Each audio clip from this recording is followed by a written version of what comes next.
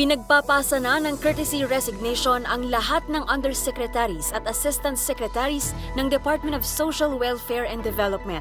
Ito ang inanunsyo ni DSWD Secretary Rex Gatchalian matapos questionin ni Senator Bongo kung bakit marami ang mga undersecretary at assistant secretary sa kagawaran noong public hearing ng Finance Subcommittee sa panukalang 2024 budget ng kagawaran.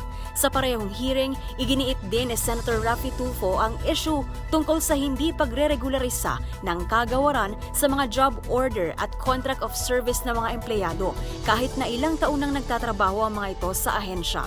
Binubuo ang DSWD ng 37,000 na mga empleyado at higit sa 8,000 rito ay job order and contract of service employees. Sinabi rin ni Tulfo ang tungkol sa kawalan ng mga sasakyan ng DSWD na siyang delikadoan niya para sa mga empleyado, lalo na raw yung mga nagpapadala ng payout money para sa mga benepisyaryo ng Assistance to Individuals in Crisis Situation.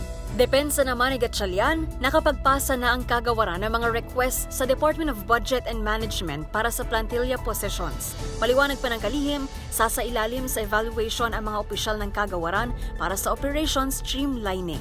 At yan ang MBC Network News. Mula sa kauna-unahan sa Pilipinas, DZRH, ito si Pamela Adriano. Tuloy-tuloy sa pagbabalita, tuloy-tuloy sa serbisyo.